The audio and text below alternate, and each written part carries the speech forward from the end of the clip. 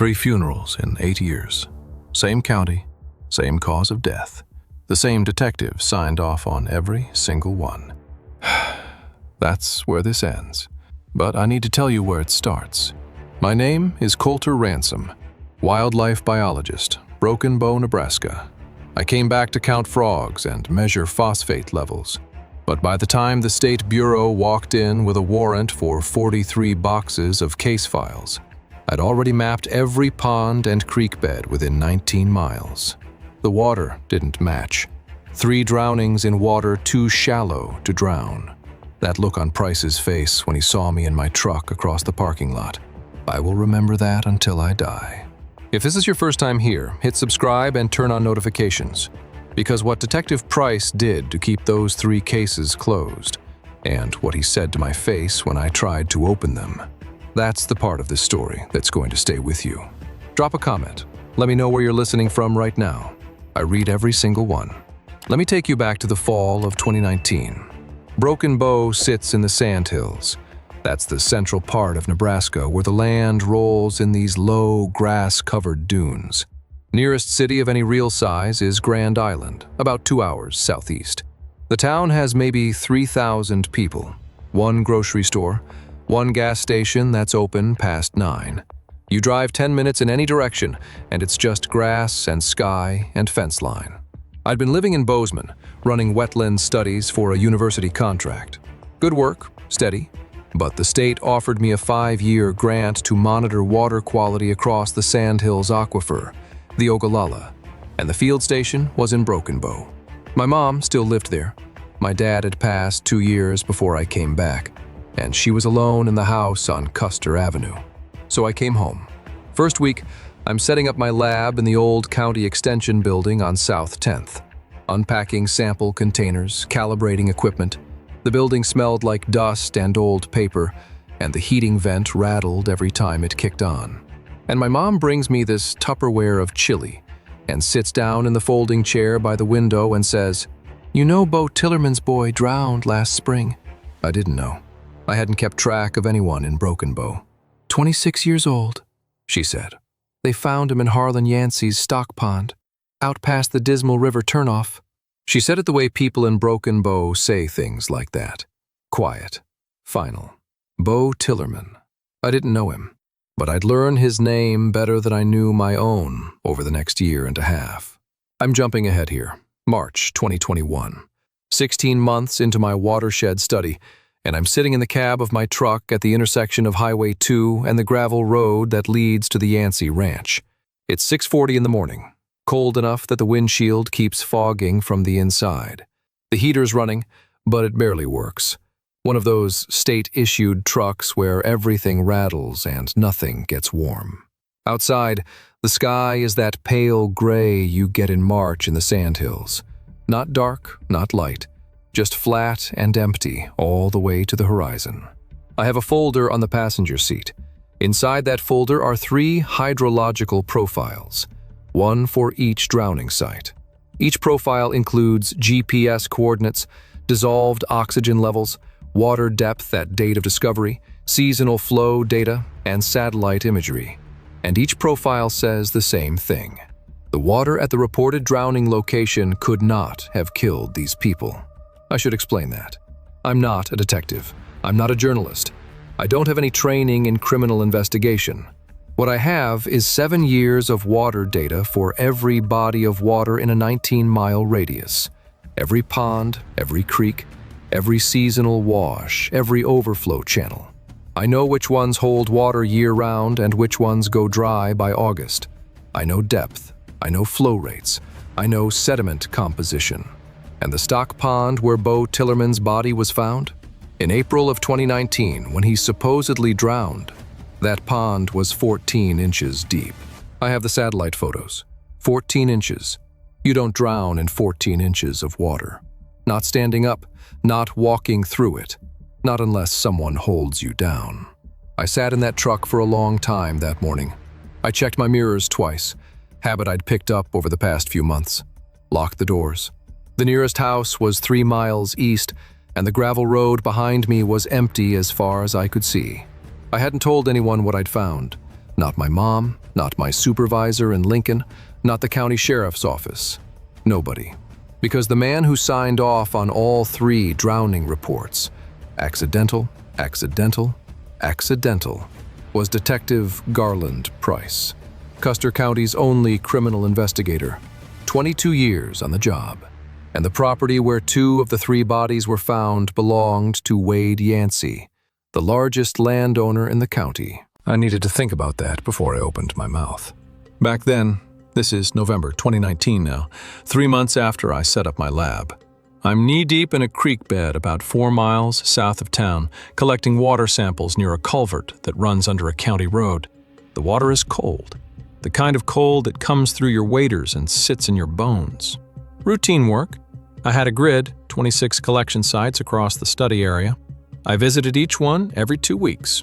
Site 14 was a stock pond on the Yancey property.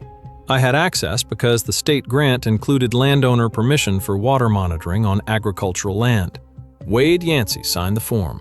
His foreman, everybody just called him Delk, I never got his first name, walked me out to the pond the first time and pointed at the fence posts.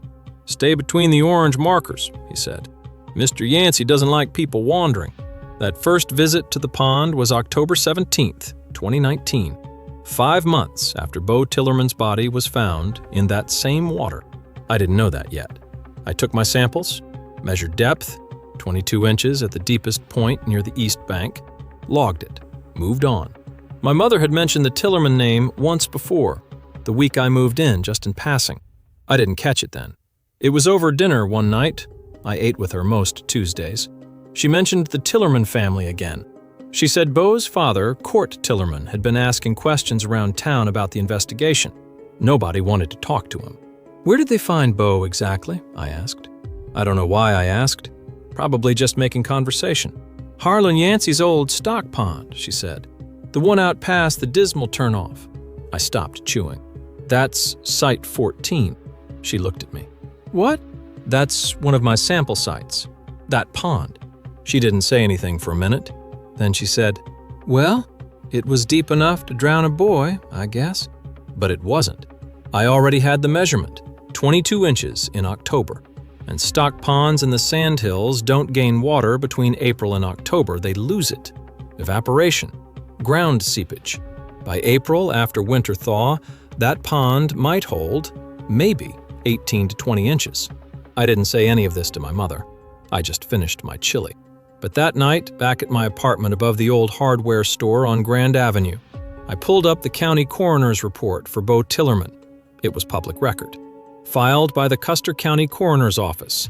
Reviewed by the investigating officer. Cause of death? Drowning. Manner? Accidental. Investigating officer? Detective Garland Price. Water depth at scene? Not recorded. That's the detail that wouldn't leave me alone. A man drowned and nobody wrote down how deep the water was. Still March 2021. After sitting in my truck for 30 minutes, I drove to the county extension building and went to work. The parking lot was empty. It usually was that early. I unlocked the building, turned on the lights, made a pot of coffee that I knew I wouldn't drink. But I wasn't working on aquifer data that morning. I was reviewing the second drowning. Her name was Lacey Olgren, 31. A veterinary technician from Arnold. That's a town about 45 minutes west of Broken Bow. She was found in a drainage channel on the south edge of the Yancey property on September 3rd, 2015, 4 years before Bo Tillerman. Same investigating officer, same ruling, accidental drowning. And then there was the first one, Glenn Spurlock, 54, a retired postal worker from Anselmo. Found in a shallow creek crossing near the Dismal River on June 11, 2013. The creek crossing is on public land, but the nearest access road runs through Yancey property. Same officer, same ruling. 3 drownings, 3 different people. No apparent connection except geography, and the man who investigated all 3. I had the water data for all 3 sites. I'd been collecting it for over a year, and at every single site, at the time of death, the water was too shallow for an adult to drown accidentally. Let me stop here for a second. Have you ever figured something out at work, something that had nothing to do with your actual job, and realized that saying it out loud would change everything? Not just for you, for the whole place you live. And you sit there weighing whether the truth is worth what it's going to cost. I'd been weighing it for weeks. The coffee got cold on my desk. I poured it out, made another cup, and that one got cold too. I want to know, have you ever been in that position? Tell me in the comments. Because what I did next is the part that scares me the most. The next morning, I walked into the Custer County Sheriff's Department and asked to speak with Detective Price. The past, this is January 2020. 2 months after I first looked at Bo Tillerman's coroner's report. I'd been quiet. I'd been doing my regular sample collection, visiting all 26 sites on my grid, logging data. But at every visit to sites near the 3 drowning locations, I started measuring more carefully. Depth profiles, sediment cores, seasonal variation models. I told myself I was being thorough for the watershed study. That was only half true. In January, I pulled the coroner's reports for all 3 cases, public record. They were thin. Bo Tillerman's was 2 pages. Lacey Olgren's was 1.5 pages. Glenn Spurlock's was 3 pages, but a full page of that was just a description of his clothing and personal effects. None of them recorded water depth at the scene. None of them mentioned current or flow conditions. None of them included a toxicology report. And all 3 listed the same supervising investigator. I don't think I'm paranoid. I think I'm someone who looks at data and sees patterns. That's literally my job. But sitting in my lab, staring at 3 coroner's reports spread across my desk, I had this crawling, uncomfortable feeling that I was seeing something nobody was supposed to see. At first, I wasn't sure what I was looking at. The coroner's reports all noted the victims were found in or near water. My depth data said the water was too shallow, but I thought, okay, maybe the reports are wrong about where exactly the bodies were found. Maybe there was a deeper section I hadn't measured. Maybe there was a seasonal flood event I'd missed. I spent 2 days checking precipitation records from the weeks before each death, looking for any heavy rain event that could have temporarily raised water levels. Nothing. Not even close. That's when the environmental explanation died, and the other one, the one I didn't want to think about, started growing. The county records office was on the 2nd floor of the courthouse. I went there on a Thursday afternoon, January 23rd, 2020. The clerk was a woman named Nola Casper, short, probably 60, reading glasses on a chain. She'd worked there for 31 years. I asked for the full case files on the 3 drownings. She looked at me over her glasses and said, "Those are closed cases, Mr. Ransom." "They're public record," I said. "They're in storage." "Can you pull them?" She was quiet for a long time. Then she said, "Which one?" "All 3. She took her glasses off. "Nobody's ever asked for all 3 at the same time before." I didn't know what to say to that, so I just waited. She filed the request, said it would take a week. It took 3. When the full case files finally came through, I felt something I hadn't expected. Hope. I thought, now I have the evidence. Now I can show someone. I spent an afternoon organizing everything, laying it out on my desk, imagining the conversation. Here are the depth profiles. Here are the satellite images. Here's the gap. And then it hit me. The only person I could present this to in Custer County was the detective who had signed off on all 3 investigations. The man who had decided 3 people drowned in water that couldn't drown them. I locked the files in my desk, and I didn't sleep that night. That was later, February 2020. Nola Casper called me on February 14th, Valentine's Day. She said, "Your files are ready, Mr. Ransom." I drove to the courthouse that afternoon. She had 3 boxes on the counter, small boxes, the kind that hold a ream of paper, 1 for each case. "You have 2 hours," she said. "You can review them here, you can take notes, you cannot remove anything."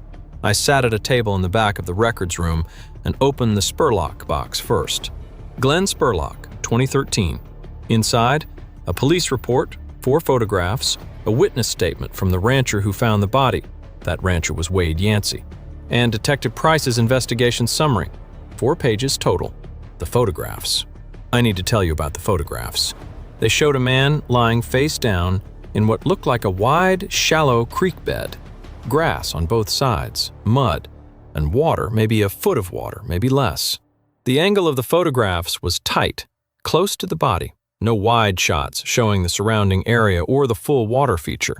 You couldn't tell from the photos whether this was a river, a pond, or a mud puddle. Price's summary said Spurlock entered the waterway and lost consciousness due to medical episode, resulting in drowning. No mention of what medical episode, no medical records attached, no autopsy requested. Yancey's statement said he found the body around 7 a.m. while checking fence line. Didn't know who it was. Called it in. I took notes. Careful, specific notes. Timestamps, page numbers, direct quotes from the reports. Then I opened the Olgren box. Lacey Olgren, 2015. Same pattern. Police report, 3 photographs, Price's summary. This time the witness statement came from Yancey's foreman, the same man who'd walked me to the stock pond.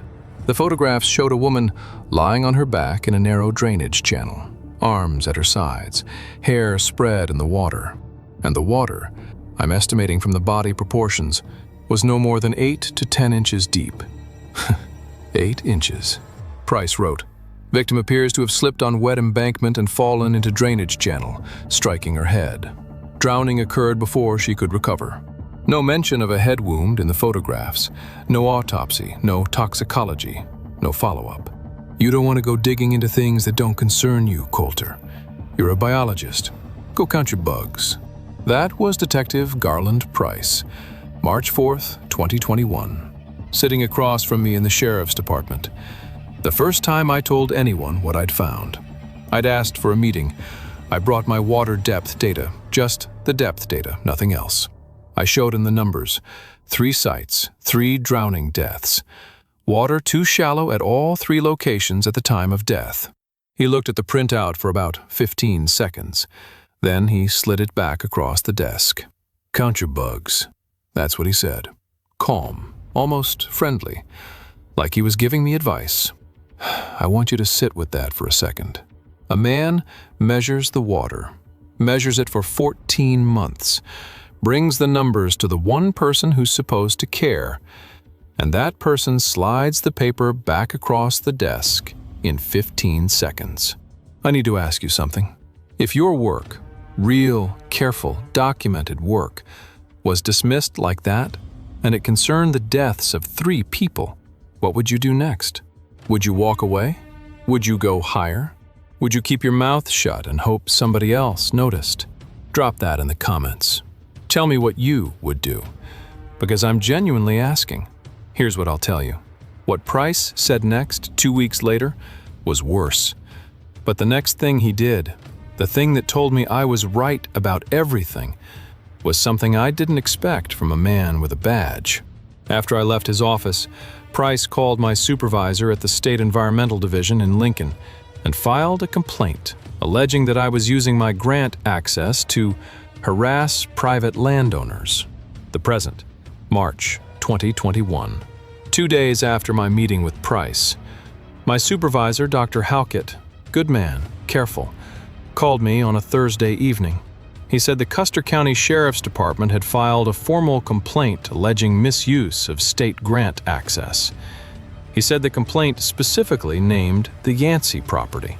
Coulter, what's going on out there? He asked. I told him everything. The 3 drownings, the water depth data, the photographs, Price's reaction. Dr. Halkett was quiet for a long time. Then he said, "Send me everything you have. Tonight." I sent him the full data set at 11:47 p.m. Every measurement, every satellite image, every coroner's report I'd photographed with my phone in the records room, every GPS coordinate, 14 months of data. And then I waited. Here's what I didn't know. Dr. Halkett had a brother-in-law, a retired investigator with the Nebraska State Patrol. 1 phone call. That's all it took. 1 phone call from Halkett to his brother-in-law, and suddenly my water data was sitting on a desk at the State Bureau of Investigation in Lincoln. I didn't find that out until weeks later. All I knew at the time was that my grant hadn't been pulled, and Price had stopped returning my emails. Meanwhile, I was still doing my job, still collecting samples, still visiting all 26 sites, but I started noticing things. Same truck parked across the street from my apartment 3 nights in a row. dark green Ford, no plates visible from my window. I told myself it was probably nothing. People park on the street. My mailbox was open one morning. I always close it. Nothing was missing, but someone had been in there. And then, March 19th, I came out to my truck at 5:45 a.m., still dark. I had my sample kit in one hand and my coffee in the other, and I almost dropped both. There was a dead coyote on the hood, laid out flat, frozen stiff, mouth open, one eye half closed. No note, no tracks in the frost that I could see, just the coyote, placed there on the metal like someone had carried it up and set it down, careful. I stood in the driveway and stared at it. My hands were shaking, not from the cold. I could feel my heartbeat in my throat. I looked up and down the street. Nobody. Every house dark. I grabbed it by the hind legs and pulled it off my truck and left it in the alley behind the building. I didn't report any of it. I should have, but who was I going to report it to? The sheriff's department? Where Price worked? I went to work the next day, collected samples at Site 9, logged the data, came home. The past, April 2020. A month after I'd reviewed the case files at the courthouse, I was back to my routine, but I couldn't stop thinking about those photographs. 8 inches of water, 14 inches, and the detective who didn't bother to measure. I started building something. I didn't have a name for it then. Now I'd call it a hydrological evidence map. I took my existing watershed data, depth profiles, flow rates, seasonal water levels, and overlaid it with the GPS coordinates of each drowning. Then I added historical satellite imagery going back to 2010. You can access that through the USGS Earth Resources portal. Anyone can. It's public. What the satellite imagery showed was obvious once you looked at it. On the dates closest to each drowning, the water at each site was clearly visible as thin, light-colored patches, not deep pools, thin sheets of water barely covering the ground. I spent 3 weeks building the map, working after hours. My regular grant work was done by 5 p.m. most days, and I'd stay in the lab until midnight sometimes, cross-referencing water levels with weather data, precipitation records, evapotranspiration models. The fluorescent lights in that building buzz after dark. Some nights the sound was the only company I had for hours. My dad used to say the sandhills would tell you everything if you knew how to listen. He meant it about farming, but sitting in that lab at midnight, staring at satellite images of shallow water where people died, I kept hearing him say it. By mid-April, I had a document, 47 pages, that showed with scientific precision that none of the 3 drowning sites contained enough water to drown an adult on the dates in question. I printed 1 copy, put it in a binder, locked it in my desk, and then I did something I'm still not sure was brave or stupid. I called Court Tillerman, Beau's father. I'd never met the man. I found his number through my mother. She knew his wife from church. I called him on a Sunday evening, April 19th, 2020. My hands were damp on the phone. I didn't know what I was more afraid of, that he'd think I was crazy, or that he'd believe me and I'd have to keep going. He picked up on the second ring. I told him who I was. I told him I was a biologist working in the area, and I told him I had questions about the water depth at the site where Beau was found. He didn't say anything for about 10 seconds. Then he said, "How deep was it?" 14 inches, at most. "My boy was 6'2", he said. 210 pounds. He taught swimming lessons at the community pool every summer since he was 16. Beau Tillerman taught kids to swim, and the official report says he drowned in 14 inches of water, and nobody questioned it. Not one person in the entire county. "Mr. Tillerman," I said, "I think something's wrong with these investigations." "I've been saying that for a year," he said. "Nobody listens." Now I need to take you forward again. April 2021. After Price filed the complaint against me, and after I sent everything to Dr. Halkett, something happened that I didn't expect. Nola Casper, the records clerk, called me. Not at my office, on my cell phone, which I'd never given her. "Mr. Ransom," she said, "I'm going to tell you something and then I'm going to hang up, and I'd appreciate it if you didn't call me back."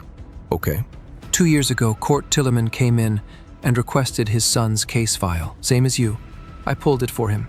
He sat at the same table you sat at, and when he left, he went to Detective Price." "I know," I said. "I did the same thing."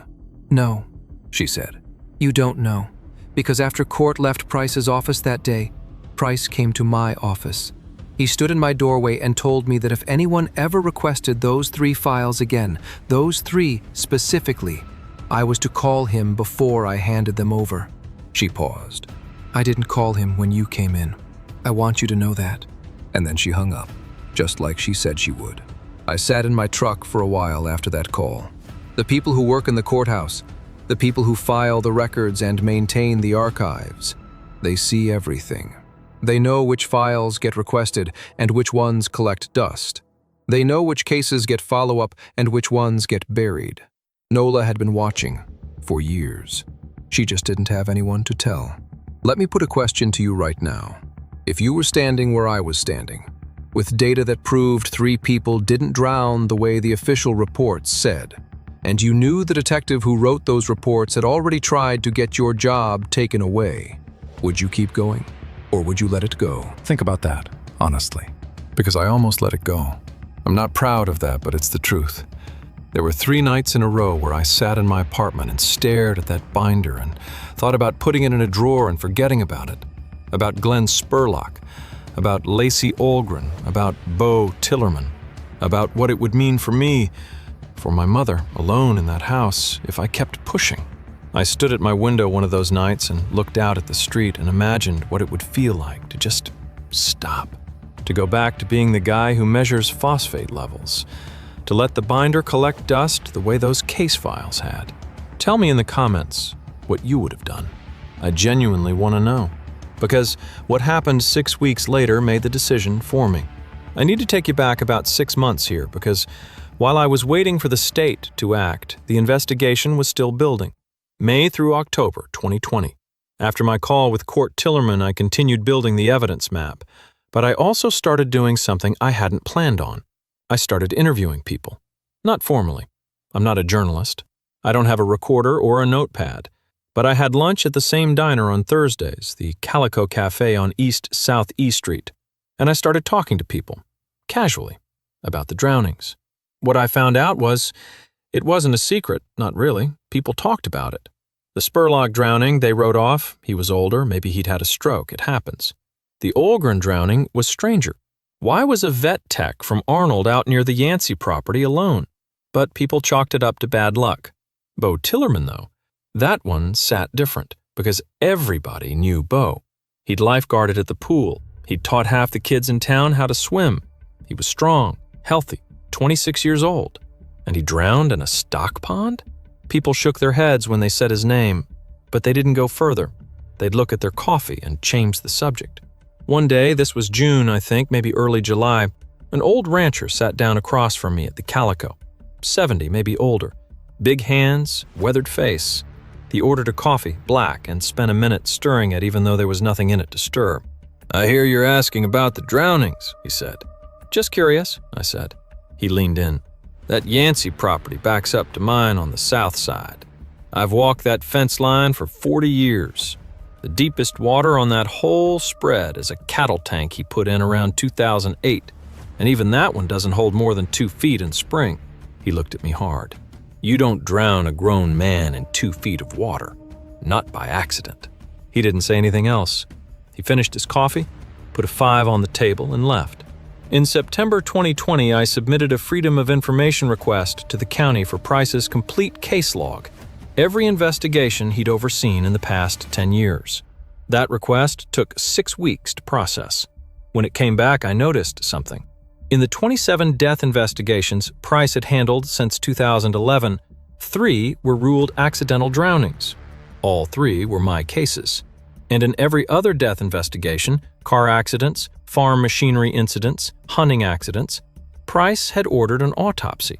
For the drownings? None. Not one autopsy across all 3. Price had ordered autopsies on 2 farming accidents and a hunting death in the same period. Those cost the same as a drowning autopsy. He had the budget. He just didn't use it. Not for the drownings. Not once. I added that to the binder. 0 autopsies across 3 drownings on one man's property. If that hits you the way it hit me, subscribe, because what Price said to me next made it personal. By October 2020, the binder was 61 pages. Maps, satellite images, depth charts, weather records, FOIA responses, my field notes, and a timeline that showed one detective making the same classification error 3 times across 8 years on property belonging to or adjacent to the same landowner. I locked it in my desk and kept going.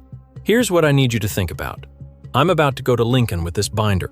I'm about to sit in a room with state agents and put 14 months of my life on a table. After everything, the complaint, the threats, the dead coyote on my truck, would you still trust the system to do the right thing?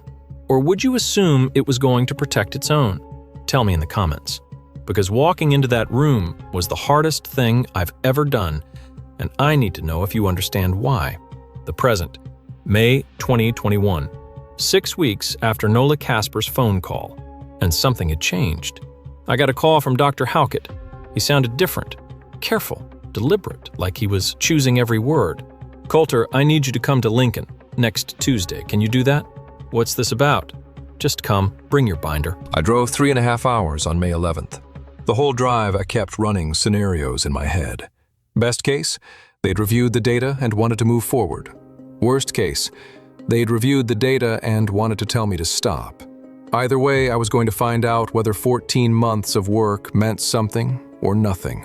Halkett met me at the Environmental Sciences building on the university campus.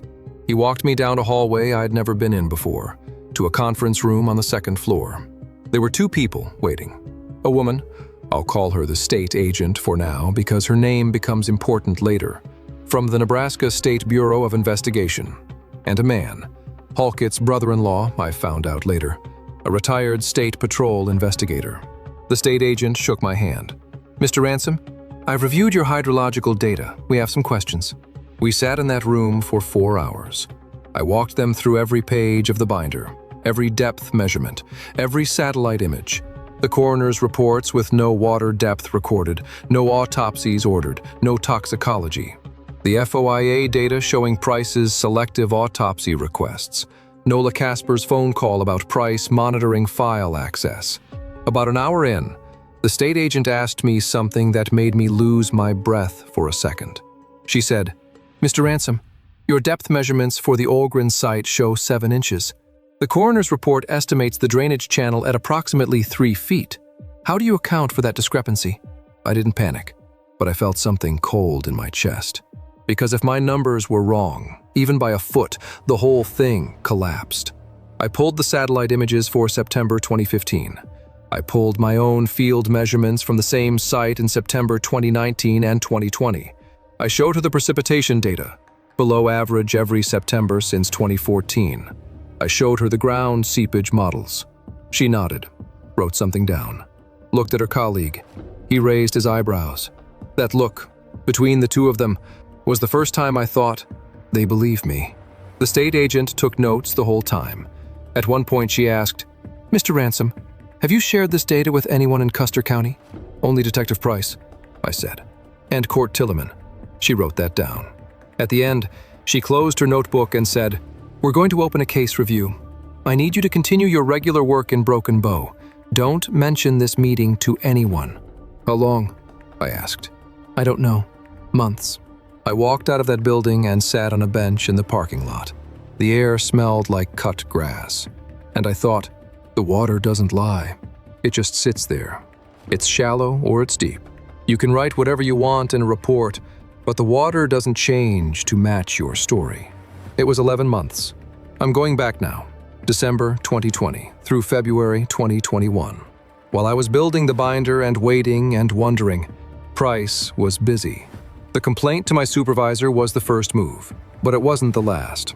In December, I got a letter from the Custer County Board of Commissioners. It stated that my grant access to private agricultural land was under review, pending the resolution of the Sheriff's Department complaint. It was signed by the board chairman.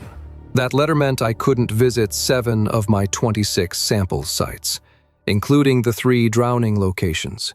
Then in January, I ran into Price at the gas station. The one on Highway 2. I was filling up my truck and he pulled in and parked at the pump beside me. He didn't look angry. He looked, I don't know, amused? "Still collecting water, Coulter?" he said. "Still doing my job," I said. He stepped closer, lowered his voice. "You know what I think? I think you've been out here alone too long, staring at creeks and ponds and making up stories in your head." He smiled. "That's not healthy. People are starting to talk. People are starting to talk." That's what he said. And the way he said it, friendly, almost warm, like he was genuinely concerned about me. That was the most chilling thing I'd ever heard. Because it wasn't a threat, it was a preview. He was telling me what was coming. The story was already being written. I was the paranoid biologist who spent too many nights alone in his lab and started seeing conspiracies in puddles. I didn't respond. I started to turn away, and then he said something else, quieter, almost a whisper. "Your dad's been gone, what, 3 years now? And your mom's up there on Custer Avenue by herself? You know, people in this town look out for each other, but they can't look out for everybody." He said it like advice, like a neighbor checking in, but I heard what was underneath it. I got in my truck and drove away. My hands were shaking on the steering wheel. But here's the thing about Garland Price. He did something that December that didn't fit. Didn't fit at all. I was at the Calico one afternoon and I overheard him talking to a waitress about her son. The kid had some kind of learning disability and Price was asking about whether she'd found the right school for him. Asking with, I swear, real concern in his voice, real interest. She was smiling while she talked to him. I don't know what to do with that. I still don't. A man who buried 3 drowning investigations and went home and genuinely cared about a waitress's kid. I can't make those two things fit in the same person. But they were. April 9th, 2022. 11 months. 11 months of waiting and hearing nothing. I'd almost convinced myself the State Bureau had looked at my data and filed it somewhere. That the system was going to protect itself the way it always does. April 9th was a Saturday. I was at the Calico eating breakfast, 8:15 a.m., and Nola Casper walked in. She never came to the Calico. I'd eaten there every Thursday for 3 years and never once seen her. She sat down across from me. She looked pale. "There are people at the courthouse," she said. "State people. They have a warrant." I put my fork down. "For what? Price's files? All of them?" The truth about the silence I'd kept for nearly a year. Not telling Court Tillerman about the state investigation, not telling my mother, not telling anyone in Broken Bow, is that it was the hardest part. Harder than the data, harder than the threats. Holding something that heavy and not being able to set it down. But when Nola said those words, I felt the weight start to lift. I drove to the courthouse. There were 2 unmarked sedans in the lot. I parked across the street and waited. I could see through the glass doors people carrying boxes down the stairwell. White cardboard evidence boxes. The state agent was there. I recognized her blazer. I counted the boxes. 43. At 10:30 a.m., Detective Garland Price pulled into the parking lot in his department vehicle. He got out slowly. He walked toward the building, and he stopped. He saw the boxes being loaded into the sedans. He saw the state agent standing by the door with a folder in her hand. And then he saw me, sitting in my truck across the street. I found out later what she told him. The short version is this. They were executing a warrant for his case files, and the investigation had been initiated based on hydrological analysis by, and these are the words from the state report, a state-credentialed scientist. A state-credentialed scientist. Count your bugs. Go count your bugs, Coulter. That's what he'd said to me in his office. The bug counter. The guy who stares at ponds. And now the state of Nebraska was calling my work the basis of a criminal investigation. Price stood on those courthouse steps and his face went through something I've never seen before. Confusion first, then recognition. Then he looked across the parking lot at me again. 4 minutes. He stood there for 4 minutes. I timed it. Then he walked to his cruiser without entering the courthouse. Got in, sat there. Then he drove away. I sat in my truck after that for a long time, and then I drove to my lab. I parked, walked in, sat down at my desk, and my hands started shaking. Not a little. I mean, I couldn't hold a pen. I put my palms flat on the desk and pressed down and just breathed. 14 months of holding it together, and it all came out in that quiet room with the fluorescent lights buzzing. I don't know how long I sat there. I didn't cry. I just shook. 2 weeks later, the State Bureau announced a formal investigation into all 3 deaths. They exhumed Bo Tillerman's body and Glenn Spurlock's. The autopsies, the real autopsies, the ones that should have been done years ago, showed blunt force trauma to the back of the skull in both cases, consistent with being struck from behind. Bo Tillerman had a fracture pattern that the forensic pathologist described as inconsistent with a fall and consistent with a deliberate strike from a heavy, flat-surfaced object. They didn't exhume Lacey Olgren. She'd been cremated, but the drainage channel where she was found, my data showed 7 inches of water at that site in early September 2015. 7 inches. And the state's forensic hydrologist, they brought their own expert, confirmed my measurements within a margin of 2 inches. The pattern was undeniable. 3 people killed, 3 investigations buried by the same detective, all on or near property belonging to the same man. In June 2022, a Custer County grand jury indicted Wade Yancey on 2 counts of second-degree murder. Garland Price was indicted on 3 counts of obstruction of justice and 3 counts of official misconduct. Price was also charged with tampering with public records, because when the state reviewed his case files, they found that the original photographs from the Spurlock and Olgren scenes had been replaced with different images, cropped tighter, showing less of the surrounding terrain. Nola Casper testified before the grand jury. She told them about Price's standing order to monitor the drowning case files, about how she'd quietly let me review them anyway. Court Tillerman was in the courtroom when the indictments were read. I wasn't. I was in my lab, doing my job. The present, October 2023. Wade Yancey's trial lasted 9 days. He was convicted on both murder counts, sentenced to consecutive terms. He'll die in prison. He's 67 years old. At sentencing, the judge asked if the victims' families wanted to speak. Court Tillerman stood up. He didn't look at Yancey. He looked at the judge and said, "My son taught children how to swim. He deserved better than a 2-page report and a locked file." Garland Price took a plea deal before his trial. He pled guilty to 2 counts of obstruction and 1 count of official misconduct. The other charges were dropped. He was sentenced to 4 years. He served 22 months. I don't know if that's justice. I honestly don't know. The motive, the why behind all of it, was simpler than I expected. Glenn Spurlock was just hiking. He was a retired postal worker. He found Yancey's cattle grazing on state land illegally. Yancey had been leasing those grazing rights under the table for decades, and he reported it. That's it. That's what got him killed. Lacey Olgren was a vet tech treating animals on the ranch. She noticed brands that didn't match ownership records. She asked a question. And Bo Tillerman. Bo worked for Yancey for 2 summers during high school. He'd seen things. He started asking questions of his own. 3 people who noticed something. 3 people who said something. And Yancey decided silence was easier than answers. Price protected him because Price had been leasing a hunting cabin from Yancey for free since 2006. Free cabin, free access to 5,000 acres of private land. That's what it cost. A hunting cabin. 3 lives for a hunting cabin. I want to say something to you. If you've stayed with me through this entire story, through the water measurements and the satellite images and the stock ponds and the courtroom, I'm grateful. This isn't an easy story to tell. There are parts of it I still haven't talked about with anyone. Not my mom, not Dr. Halkett.